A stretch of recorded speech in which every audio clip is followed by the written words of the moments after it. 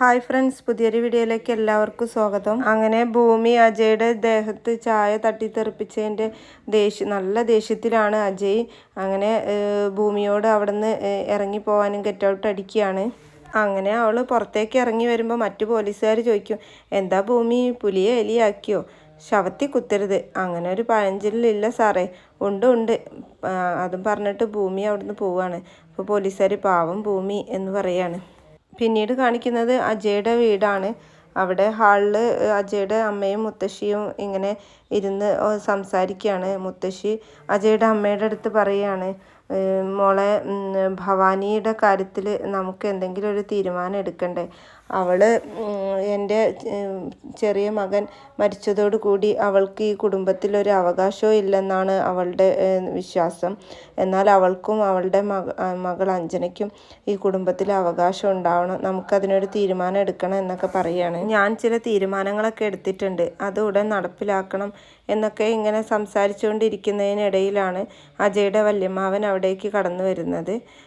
ആ സമയത്ത് വല്യമ്മാവൻ അമ്മയുടെ അടുത്ത് പറയാണ്, ഞാൻ അജയെ കണ്ടിരുന്നു. അന്നേരം അജയുടെ അമ്മ പറയാണ്, വല്യമ്മാവനാണ് അവൻ്റെ ഫാന് എന്നൊക്കെ പറയാണ്. ആ സമയത്ത് അജയുടെ മുത്തശ്ശി പറയാണ്, എന്തായാലും ഇന്നത്തെ വല്യമ്മാവനാവണ്ട അവൻ. ഞാൻ പറയുന്നത് നിനക്ക് മനസ്സിലായി കാണും അല്ലേ? നിനക്കിപ്പം മദ്യമില്ലാതെ ജീവിക്കാൻ പറ്റാണ്ടായി അല്ലേ? മദ്യത്തിനെതിരെയും ഡ്രഗ്സിനെതിരെയൊക്കെ കടുത്ത നിലപാടെടുത്തവനാണ് ഞാൻ. ഇപ്പോൾ അതില്ലാതെ എനിക്ക് പറ്റാതായി. എൻ്റെ സങ്കടം സഹിക്കാൻ പറ്റാത്തതുകൊണ്ടാണ് അമ്മേ, എനിക്കും പറ്റാഞ്ഞിട്ടാണ്. ഞാൻ എന്നെ ന്യായീകരിക്കല്ല. എന്നാലും എവിടെയാണ് എന്നെ മാത്രം ധ്യാനിച്ച് നടന്ന എൻ്റെ ഭാര്യ?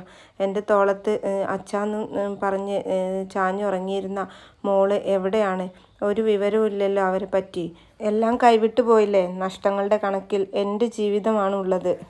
അതൊക്കെ കേട്ടുകൊണ്ടാണ് ഭവാനി അവിടേക്ക് കടന്നു വരുന്നത്. ആ സമയത്ത് ഭവാനി പറയാണ്, എല്ലാവരും സ്വന്തം ജീവിതത്തിൻ്റെ കണക്കുകളാണ് പറയുന്നത്, നഷ്ടപ്പെടുത്തിയ കണക്കുകളൊന്നും ആരും പറയുന്നില്ല. കേരളത്തിൽ ആത്മാഭിമാനത്തോടെ ഉയർന്നു നിന്ന സൗഭാഗ്യ ഫാർമസ്യൂട്ടിക്കൽ ആരാണ് ഇല്ലാണ്ടാക്കിയത്? അമ്മയുടെ മകനെ ആരാണ് ഇല്ലാതാക്കിയത്? അമ്മയുടെ പേരക്കുട്ടി അഞ്ജനയ്ക്ക് അച്ഛനെ ഇല്ലാണ്ടാക്കിയത് ആരാണ്? ഞാൻ എങ്ങനെയാ വിധവയായത്? പറഞ്ഞാലും തീരാത്ത കണക്കുകളുണ്ട്. 22 വർഷം കഴിഞ്ഞിട്ടും മറന്നില്ലേ എന്ന് ചോദിക്കാം. മറക്കില്ല. ഭവാനിക്ക് മറക്കാൻ കഴിയില്ല. അങ്ങനെ മറന്നാൽ പിന്നെ അത് ഭവാനി ആവില്ല എന്നൊക്കെ പറഞ്ഞിട്ട് ഭവാനി അവിടെ നിന്ന് പോവുകയാണ്. കഴിഞ്ഞ 22 വർഷമായിട്ട് ഞാൻ ഈ ശാപവാക്കുകൾ കേൾക്കുന്നില്ലേ? അവളുടെ സങ്കടം കൊണ്ട് പറയുന്നതാ മോനെ. ഞാൻ എൻ്റെ അനിയനെ കൊന്നു എന്നാണ് അവൾ പറയുന്നത്. എനിക്കതിന് കഴിയുമോ? എല്ലാത്തിനും ഒരു പരിഹാരം ഉണ്ടാക്കണം മോനെ. അഞ്ജനയുടെ വിവാഹം അവളെ അജയ് കല്യാണം കഴിക്കണം. അവൻ കുഞ്ഞായിരുന്നപ്പോഴേ ഞാൻ പറഞ്ഞതാ, നിൻ്റെ മുറപ്പെണ്ണിൽ ഒരാളെ നീ കല്യാണം കഴിക്കണമെന്ന്. അഭിരാമി എവിടെയാണെന്ന് നമുക്കൊരറിവുമില്ല. പിന്നെയുള്ളത് അഞ്ജനയാണ്. അതുകൊണ്ട് അഞ്ജനയെ അവൻ വിവാഹം കഴിക്കട്ടെ. അതിനിപ്പോൾ അജയ് സമ്മതിക്കുമോ? എന്താ സംശയം? ഞാൻ പറഞ്ഞാൽ അവൻ അനുസരിക്കും. അഞ്ജനയ്ക്ക് സ്വത്തില്ല എന്ന് കരുതിയിട്ടാണോ? എൻ്റെ പേരിലുള്ളതൊക്കെ അവൾക്കുള്ളതാണ്. അന്നേരം അജയുടെ അമ്മ പറയും, സ്വത്തിൻ്റെ പേരിലുള്ള തർക്കമൊന്നും വേണ്ട, അമ്മ പറഞ്ഞാൽ അവൻ അനുസരിക്കും. ഏട്ടാ വന്നേ, നമുക്ക് ആഹാരം കഴിക്കാം എന്നും പറഞ്ഞിട്ട് അവരവിടെ നിന്ന് പോകും. പിന്നീട് കാണിക്കുന്നത് ഭൂമിയുടെ വീടാണ്. ഭൂമിയുടെ അച്ഛനും അമ്മയും വാതിൽ കുറ്റിയിടാൻ പോകുമ്പോൾ ഭൂമി പറയും, കുറ്റിയിടല്ലേ, ഞാനും കൂടെ ഉണ്ട് കിടക്കാൻ എന്ന് പറഞ്ഞിട്ട് അവൾ ഇടിച്ചു കയറി റൂമിലേക്ക് വരികയാണ്. അതെ, എനിക്ക് 2 പേരെയും കെട്ടിപ്പിടിച്ചുറങ്ങണം. അയ്യേ, ഇപ്പോഴും കൊച്ചുകുട്ടിയാന്നാ നിൻ്റെ വിചാരം? ആന പോലെ വളർന്നല്ലോ, പോത്ത് പോലെ വളർന്നു എന്നാണല്ലോ എപ്പോഴും പറയല് എന്ന് ഭൂമി അമ്മയുടെ അടുത്ത് പറയും. കെട്ടിച്ചു വിടാൻ സമയമായി. കെട്ടിച്ചു വിട്ടോ? ഇവിടെ തന്നെ താമസിക്കാൻ പറ്റുന്ന ഒരു ചെറുക്കൻ വേണം എന്ന് മാത്രം. അതെ, ഇന്ത്യൻ ഭരണഘടനയിൽ എഴുതി വെച്ചിട്ടൊന്നുമില്ലല്ലോ കല്യാണം കഴിച്ചാൽ ചെറുക്കൻ്റെ വീട്ടിൽ മാത്രം താമസിക്കണം എന്നൊന്നും. പിന്നെ അമ്മ പറയും, നീയേ കിടക്കാൻ നോക്കിയേ, വെളുപ്പിന് എഴുന്നേൽക്കാനുള്ളതാ എന്നും പറഞ്ഞിട്ട് അമ്മ കിടക്കുകയാണ്. അപ്പോൾ അച്ഛൻ പറയാണ്, മോളും കൂടെ കിടക്ക് എന്ന് പറഞ്ഞ് കിടക്കാൻ നിൽക്കുമ്പം ഭൂമി പറയും, ഓ എൻ്റെ ഈ കാലിന് ഭയങ്കര വേദന. അങ്ങനെ അച്ഛൻ ഭൂമിയുടെ കാലിൽ കുഴമ്പ് തേച്ച് കൊടുക്കുകയാണ്. ആ സമയത്ത് ഭൂമി പറയും, അച്ഛാ ആ കഥ പറ, ഞാനൊന്ന് ഉറങ്ങട്ടെ. ആ സമയത്ത് അച്ചേട്ടൻ ഇങ്ങനെ നാടകത്തിൻ്റെ കഥയും അതുപോലെ ഭൂമിയുടെ അമ്മയെ പരിചയപ്പെട്ടതും കല്യാണം കഴിക്കാൻ ആയ കഥയും ഒക്കെ ഇങ്ങനെ പറയുകയാണ്. ആ സമയത്ത് എപ്പോഴോ ഭൂമിയും അമ്മയും ഉറങ്ങിയിട്ടുണ്ടാവും. അങ്ങനെ പിന്നെ അച്ചുവേട്ടൻ ഇങ്ങനെ ഭൂമിയെ കിട്ടിയ കാര്യങ്ങളൊക്കെ ഇങ്ങനെ ഓർക്കുകയാണ്. ഒരു വിജനമായ ഒരു പ്രദേശത്തു കൂടെ കാർ ഓടിച്ചു വരുന്ന സമയത്ത് ഒരു ചെറിയ കുട്ടി ഇങ്ങനെ നടന്നു വരുമ്പോൾ ഭൂമിയുടെ അച്ചുവേട്ടൻ കാറ് തട്ടി ഭൂമി ബോധം കെട്ട് വീഴുന്നതും അങ്ങനെ അച്ചുവേട്ടൻ എടുത്തു കൊണ്ടുവരുന്നതും ആ സീനുകളൊക്കെ ഇങ്ങനെ മനസ്സിൽ ഓർക്കുകയാണ്. ഭൂമിയാണെങ്കിലോ ആ സമയത്ത് നല്ല കൂർക്കം വലിച്ചുറങ്ങിയിട്ടുണ്ടാവും. അങ്ങനെ നേരം വെളുത്ത് പിന്നെ ഭൂമിയുടെ അമ്മ കിച്ചണിൽ എത്തിയ സമയത്ത് ഭൂമി ഇങ്ങനെ പെട്ടെന്ന് ഉറക്കത്തിൽ നിന്ന് ഉണർന്ന് നോക്കുന്ന സമയത്ത് നമ്മുടെ അച്ചേട്ടൻ ഉറങ്ങാതെ ഇങ്ങനെ ഇരിക്കുന്ന കാഴ്ചയാണ് ഭൂമി കാണുന്നത്. ആ സമയം ഭൂമി അച്ഛൻ്റെ അടുത്ത് ചോദിക്കും, അച്ഛൻ ഇതുവരെ ഉറങ്ങിയിട്ടില്ലായിരുന്നോ? അത് മോളെ, ഉറക്കത്തിലെങ്ങാനും മോള് ഉണർന്ന് കാല് വേദനിച്ചാലോ എന്ന് കരുതി അച്ഛൻ ഉറങ്ങാതിരുന്നതാ. അത് കേൾക്കുമ്പോൾ ഭൂമിക്ക് വല്ലാത്ത സങ്കടമാവും. അങ്ങനെ അച്ഛനെ കെട്ടിപ്പിടിച്ച് അവൾ കരഞ്ഞിട്ട് പറയും, ഇങ്ങനെ ഒരു അച്ഛനെ കിട്ടാൻ ഞാൻ എന്ത് പുണ്യമാണ് ചെയ്തത്, അച്ഛനെ എനിക്കൊന്നും തിരിച്ചു തരാൻ കഴിയണില്ലല്ലോ. അന്നേരം അച്ചുവേട്ടൻ പറയും, മോളെ ഒരുത്തനെ കൊണ്ടും ഒന്നും പറയിപ്പിച്ചിട്ടില്ലല്ലോ, എല്ലാവരെ കൊണ്ടും നല്ലത് മാത്രമേ ഞാൻ കേട്ടിട്ടുള്ളൂ, നല്ല മോളാണെന്ന് പറയുന്നത്.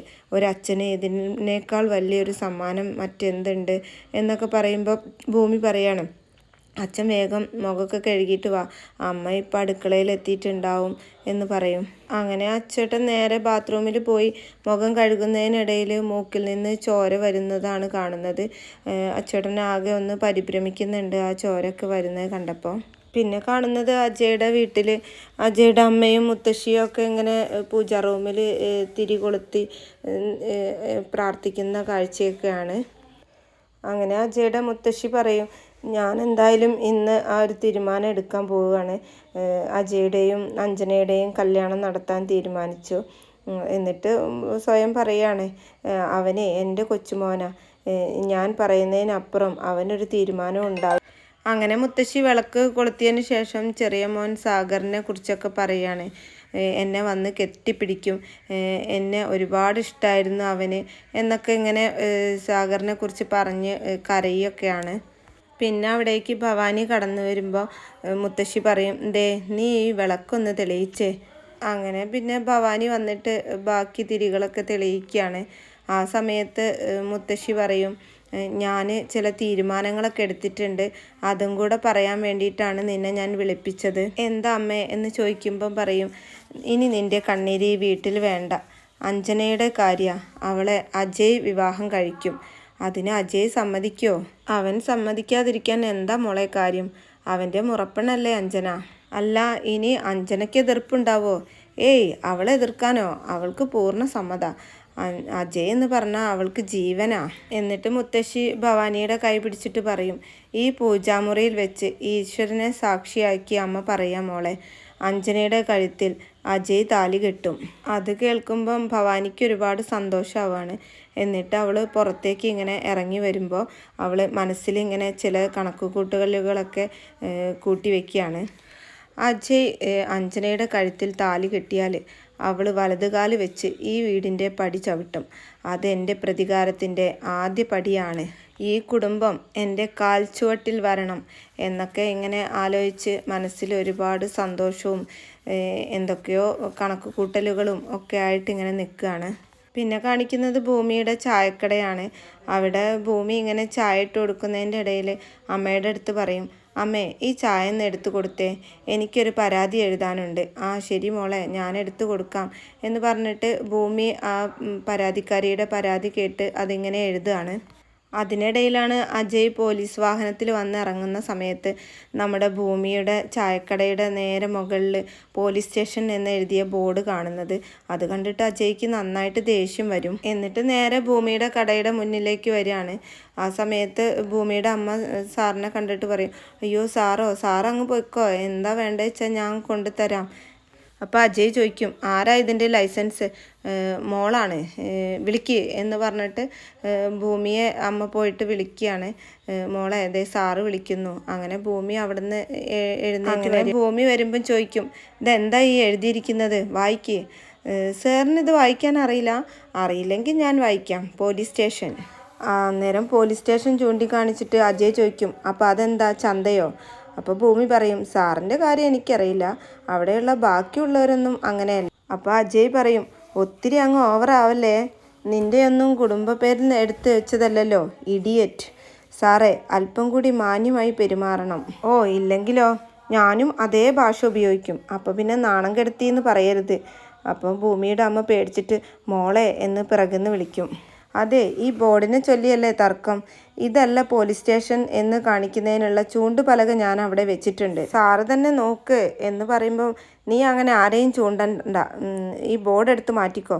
ഇല്ല സാറേ ഞാൻ എടുക്കില്ല, നിന്നെ ഞാൻ എടുത്തോളാം എന്ന് അജയും പറയും. അങ്ങനെ അജയ് അവിടുന്ന് പോകുമ്പോൾ ഭൂമിയുടെ അമ്മ ചോദിക്കും, നീ ഇത് എന്ത് ഭാവിച്ചാ മോളെ, പോലീസുകാരുടെ അടുത്താ സംസാരിക്കുന്നേ എന്നുള്ളൊരു വിചാരം നിനക്ക് വേണ്ടേ?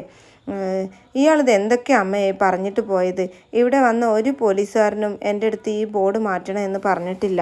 അതും പറഞ്ഞ് തീരുന്നതിന് മുമ്പ് തന്നെ ഒരു പോലീസുകാരൻ അവിടേക്ക് വന്നിട്ട് പറയും, മോളെ ഈ ബാലേട്ടനോട് ഒന്നും തോന്നരുത്, സാറ് പറയുന്നത് അനുസരിക്കാനേ എനിക്ക് പറ്റുള്ളൂ, ഞാൻ ഈ ബോർഡ് ഇവിടുന്ന് മാറ്റാൻ പോവാണ്. അപ്പോൾ ഭൂമി പറയും ഇവിടെ കട നടത്താനുള്ള ലൈസൻസ് ഞാൻ എടുത്തിട്ടുണ്ട്.